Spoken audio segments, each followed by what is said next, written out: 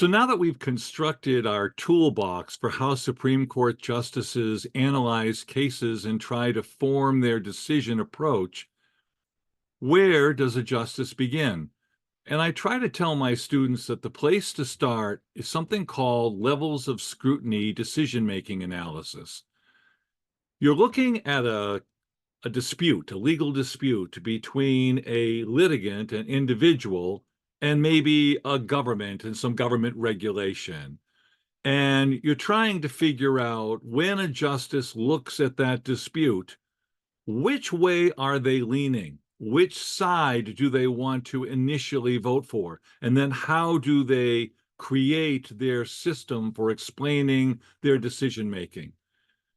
And the means changed in the 1970s. Remember, we began with the Chaplinsky two-level analysis. You were looking at speech versus conduct, and the argument was made by Frank Murphy that there were certain kind of speech that was, in fact, not protected. It was more like conduct. It could be regulated by the state. But then there was other kind of speech that was protected because it contributed to the free marketplace of ideas. And it had worth in that regard. Whereas the conduct did not contribute to the free marketplace of ideas. So the fighting words that he was talking about by Mr. Chaplinsky were considered to be conduct and not protected. Well, that two-level analysis in the 1970s became a three-level analysis. What happened, I think, is that the court was looking at Chaplinsky and the other case we talked about, the Caroline Products footnote, which had a difference between economic regulation, which the court deferred to the governmental regulators, and speech that dealt with voting rights, or speech that dealt with the Bill of Rights and the 14th Amendment, or speech that dealt with discrete and insular minorities. And that was a higher level of speech. And so the court said this got most exacting scrutiny or most rigid scrutiny. The result was a double standard. Well, now this is a triple standard. And here's how it works. The justices looked at certain rights and determined that there were some rights that were so valuable that they needed additional protection. They called them fundamental rights. And the best example of a fundamental right was anything that affected or diminished the right to vote. It's in the Constitution. It needs to be protected. So they were looking for certain kinds of rights that deserved special protection, much like they would do in the Caroline Products footnote. And then they decided there were certain groups of people that deserved extra protection, and they called them suspect classes. A suspect class may be a racial discrimination, maybe an ethnic discrimination, maybe some question on the nature of the legitimacy of someone's birth. The court decided that if you have certain kinds of suspect classes or fundamental rights that deserve extra protection, they were prepared to do that. In a sense, they were prepared to put their judicial thumb on the side of the individual in the balance between the individual and the state. Well, you just can't do it by looking at the nature of the interest of the person bringing the litigation. You have to also look at the nature of the interests of the government when they regulate. What is it that they are trying to do, and why are they trying to do it? And so the next thing that the justice does is say, I'm going to look at this governmental regulation. I want to know how substantial that regulation is. You'll remember we talked about the O'Brien case, O'Brien versus the United States, the symbolic speech case, where O'Brien was burning his draft card as a protest against the Vietnam War in the 1960s. When you have that kind of a regulation, the amendment to the military draft, and the amendment says you cannot deface or destroy or burn a draft card, the government is saying, we're going to do this regulation because what we're trying to do is allow the administration of the draft to function. We're trying to promote the interests of the military. We're trying to promote the interests of the draft. We're trying to promote the interests of the ability of the government to make war. And those are substantial interests. And so now what the justice is going to do is they're going to look at that interest and they're going to say, those are legitimate interests. They are substantial. We are inclined to protect those interests. However, maybe part of the effect of your regulation is to diminish the speech rights of the individual who are protesting the Vietnam War. And so if the purpose of your regulation is not to promote the government's interest, but your purpose is to, in fact, diminish the right of the protester to burn the draft card in order to protest against the Vietnam War, then the justice is going to change their evaluation of the balance of the interests. You need to look at the line between speech and conduct. And that's what the next step of this levels of scrutiny interest is. The justices will look at the interests of the government and they will ask, are they reasonably related to what that regulation says? And are they substantially related to what that regulation says? Is there a close connection between the purpose of the regulation and the implementation of the regulation? If the regulation is reasonably or substantially related to the interests of the government, then the government has a better chance of winning. And the general rule that we have seen many times by the court is to say, is this an important or substantial governmental interest? Is the governmental interest substantial enough or important enough to justify what the government is trying to do? And so the shorthand version of this levels of scrutiny analysis is for a justice to say, I'm going to look at the individual's classification and the nature of the individual's right. How important is that right? How worthy is that right to be protected? I'm going to look at the nature of the regulation of the government. I'm going to look at the constitutional justification for what they are doing. And then I'm going to ask, is the regulation reasonably or substantially related to their goal? And my technique to balance off those two sides is to ask, is the law narrowly tailored or is the law closely tailored to achieve only the interests of the government and not to diminish or take away the right that the individual is trying to have safeguarded? The easiest way for me to explain what narrowly or closely tailored means is for you to refer back to the Chaplinsky rule, where I had that continuum between speech on one side and conduct on the other. Speech protected, conduct could be regulated. And there was a line between them. And what narrowly or closely tailored means is you can only go so far as you are regulating conduct. You have to stop at that line. You cannot go beyond that line into the speech area and consider it to be narrowly tailored. Now, this gets a little bit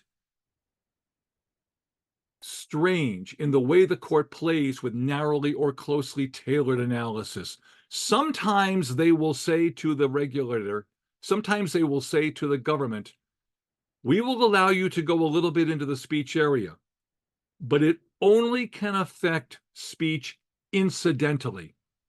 You can only have a very narrow amount of effect on speech. So you're looking for incidental effect on speech. Sometimes the justices will say, we will look at the nature of what you are taking away on the speech side, and we will ask, is this the least restrictive way to achieve your goal? That is there a lesser version of restriction that will safeguard more speech? If there's an easier or lesser way to do that, then we will require you to do that. So closely or narrowly tailored, linked to either an incidental as opposed to a central effect on speech, or linked to the least restrictive means of your effect on speech, That's the best way to understand what the purpose of the levels of scrutiny analysis is. When we put all of this together, commonly people will say there's 3 levels of scrutiny that we need to be concerned about. It tells us which way the justice is going in their balance between the individual and the state. I'm going to expand that just a little bit initially. I'm going to say that there's actually 5 levels that we need to be concerned about. And I'm going to refer to our discussion on Chaplinsky and refer to our discussion on West Virginia versus Barnett. I think one of the things you have to do is start with the concept that maybe sometimes justices will say, I'm going to absolutely protect that right. Absolutism. There can be no government regulation that deals with this right. And so no government regulation will be acceptable. I'm totally on the side of the individual right, which is where Justice Jackson was on the Jehovah's Witnesses children when they were refusing to salute the flag in the school. There was nothing that he would allow the state to do to diminish the symbolic speech expression or the freedom of thought expression by those young children. So the top of this levels of scrutiny, which we rarely see, is absolutism. No law means no law. No government regulation will be accepted. Now, at the absolute bottom of this 5-level analysis is going to be the reverse. It's going to be a complete carve-out of the right. There is no basis for diminishing the government's regulation power. This regulation is completely acceptable to the justices, and so they are not even recognizing that a right exists. And so what I teach my students is, at the top of the levels of scrutiny analysis is total absolutism, total protection for the right. At the absolute bottom, the basement of these levels of scrutiny, is what I call a carve-out. I'm going to take that right as you envision it, that First Amendment speech right, and I'm going to carve out certain portions that can be regulated by the state. For example, obscenity, libel, slander. If the court says this is obscene literature or obscene expression, it's considered to be totally conduct. It is not protected by the court. It's a carve-out. It is not given First Amendment protection. Within that top and bottom are 3 levels. The highest level is going to be the level of strict scrutiny, or as I tell my students, CSI, compelling state interest. Here the court is saying that when I look at a suspect class, when I look at individual rights, the right of voting, I believe that these rights are so important, they are so fundamental, that the government must show that it has a compelling state interest to regulate those rights. A compelling state interest is defined by the phrase, the state has to prove that its regulation or restriction is the only possible way to achieve their goal.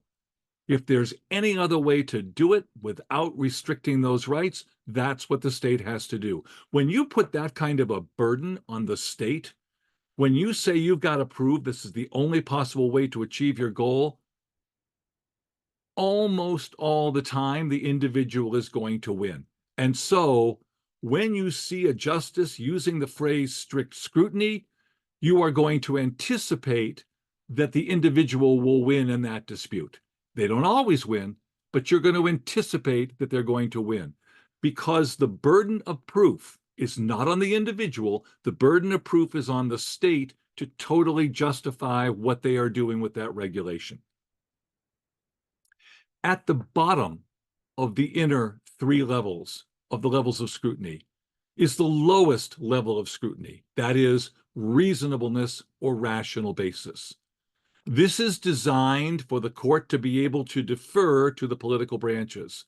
It's designed for the court to be able to say, we will accept pretty much whatever the government has done for its regulation, so long as a rational or reasonable person would agree with it. Now, it's actually broader than that. What the court frequently does is they'll look at the regulation, they'll look at the law, and they'll think this is probably not constitutional as it's written, or it's pretty vague. I'm not sure I understand it. It allows for a lot of discretion by the police. I'm not sure I'm going to be able to allow that to happen. And so frequently what the court will do is they will reread and reinterpret that regulation, and they will say, surely Congress could not have meant these words to mean this. We won't accept that. This is what we think the words mean, and that's what we're going to uphold.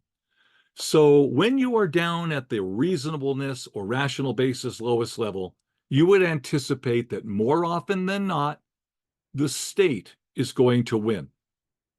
Now, there are times when you see justices be totally deferential to the state. There are times that you will see the justices to be totally protective of the individual's interest, absolutism. But more often than not, they're in the middle. They're in what we call an intermediate level. They're balancing out the interests. What they do is they articulate, here are all the interests of the individual. Here are the rights that they are trying to implement. Here are all of the justifications by the state to regulate those rights. We're going to look at the regulation versus the individual expression of the right, and we're going to say which of them is greater, which of them deserves protection. We're going to balance out the rights. We're going to use that phrase, important governmental objective, and we're going to ask, is the government's objective for the regulation more important than the expression of the interest that we are talking about? When we look at the First Amendment cases, though, there are more than a few times that justices go a little bit farther than this 5 levels of scrutiny. They're looking for a way to signal they think this right is very important, but they're looking for a way to say, given the nature of the regulation and the interest of the state, we're going to acknowledge the power of the right that is being regulated, and we're going to lean a little bit toward the state.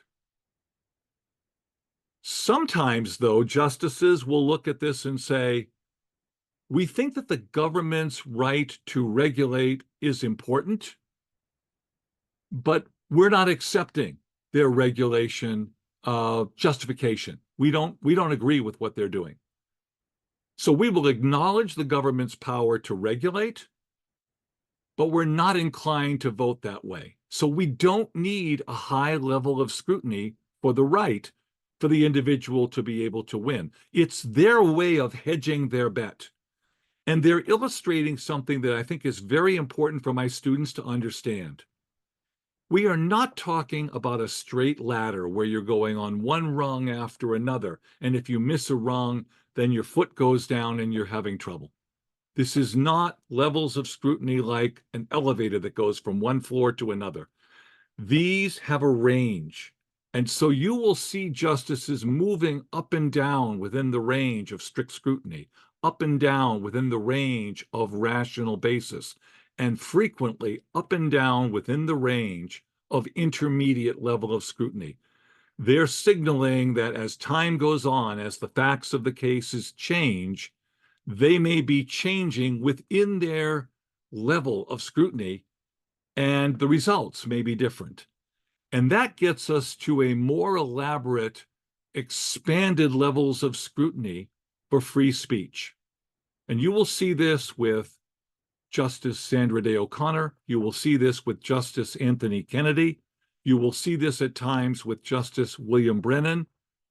They will signal that within the middle level of intermediate scrutiny, within the upper level of strict scrutiny, they're going to play around with the match between the regulation interests of the state and the power of the individual's right, and they're going to move one way or another within that level. And what happens sometimes is that a justice will say, we're going to be at the highest level of scrutiny, compelling state interest, strict scrutiny.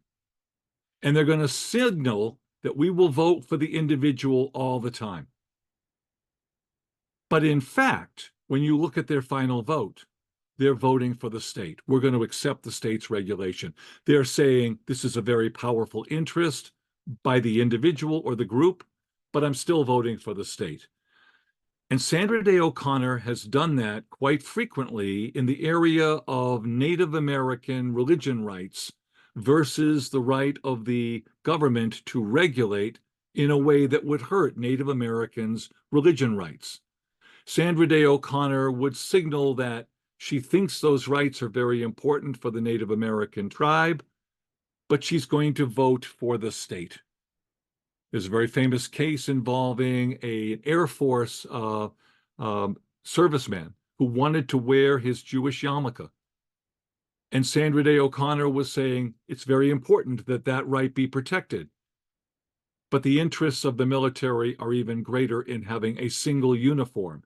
And so I'm going to be voting for the state almost every time, even though I'm signaling that this religious right is important. I call that CSI, compelling state interest, light, L-I-T-E. It means that Sandra Day O'Connor is using the same method that her colleagues to the left of her on the court are. John Paul Stevens, Stephen Breyer, Ruth Bader Ginsburg. They are signaling total protection for the individual's religious rights. But Sandra Day O'Connor, having said, I'm going to argue for compelling state interest, finds the compelling state interest for the government. On the other hand, Anthony Kennedy will, from time to time, especially in the same-sex personal liberty rights cases, he will say, I'm going to use the lowest level of scrutiny, rational basis or reasonableness, but I will accept no argument from the state that regulates same-sex individuals and their actions based on morality, based on the Bible, based on some form of animus toward that group. I won't accept those justifications. So what he's saying to them is, I don't need to do much in order to vote for the same-sex individual. I just need to say, is this law rational? And I will always say the law is not rational and it's not reasonable. And this becomes a problem then for the same-sex individuals and the same-sex married couples, because they're getting what effectively is going to be total protection by Anthony Kennedy. They're getting strict scrutiny level of protection, but they're not being given strict scrutiny, compelling state interest levels of protection in the decision. And so the next justice who replaces Kennedy, in this case Brett Kavanaugh, can say, well, I'm following Kennedy's rules of reasonableness or rational basis, but I'm not going to vote the same way. I will now uphold what the state has done. So the levels of scrutiny is the place to start, I think, in trying to get a sense of where does the justice start? Now I know which way I'm leaning. Let me see if I can articulate the interests of both sides of the case, and let me see if I can come up with a rule that will be narrowly or closely tailored, only regulating conduct that is not protected and not regulating more than incidental or a greater than least restrictive means amount of the individual's speech right.